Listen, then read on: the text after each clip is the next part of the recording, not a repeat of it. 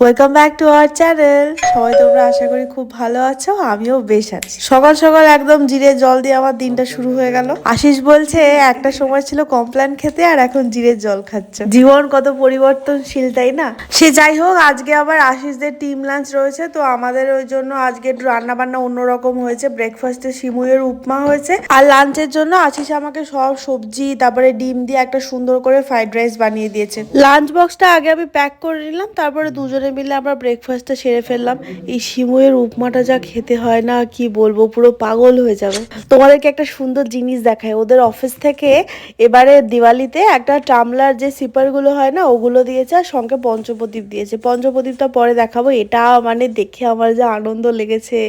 তার সাথে এই স্ট্রটা দিয়েছে মেটালের। তোমরা সবাই তো জানো আমার বটলের কত শখ, তো এটা দেখে আমি যে আনন্দ পেয়েছি, এটা তো আমি নিয়েই নেব। তবে এটা অনেকটা বড়, তাই বাইরে নিয়ে যাব না, বাড়িতে ইউজ করব।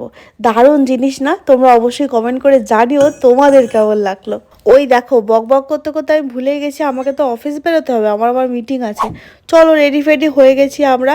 আগে আসলে আগের ফ্ল্যাট থেকে আমাদের অফিস যেতে 10 মিনিট সময় লাগতো, এই ফ্ল্যাট থেকে 30 মিনিট সময় লাগে, ওই জন্য হাতে একটু সময় নিয়ে বেরোতে হয়। তবে একদিকে ভালো, এই রাস্তাটাতে কোনো ট্রাফিক থাকে না, ধুলো খেতে খেতে আরামসে আমরা অফিস পৌঁছেই যাই।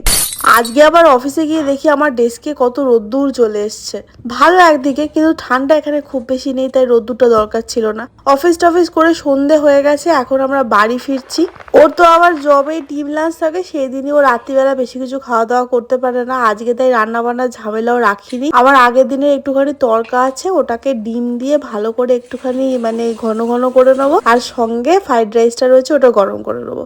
ফ্রেশ ট্রেশ হয়ে কিছু জামা কাপড় ছিল, সেগুলো সব গুছিয়ে টুছিয়ে রেখে দিলাম। সেই আগের উইকে আশিস আবার আমার জন্য একটা প্লাম কেক নিয়ে এসেছিল, ব্রিটানিয়ার প্লাম কেক। ভাবলাম বোধহয় ভালো হবে, কিন্তু এবারেও সেই আগের বারের মতো ভালো হলো না। জানি না কেন এখানকার প্লাম কেক গুলো অনেক বেশি শক্ত আর কেমন একটু তেতকুটে টাইপের হয়। আমি একটুখানি টেস্ট করে দেখলাম, আশিসকেও একটু টেস্ট করালাম, বাকিটা ওই খাবে, আমি আর খেতে পারবো না এটা। কেকটা তো এতই শক্ত ছিল, আমি প্রথমে ভালো করে কাটতেই পারছিলাম না।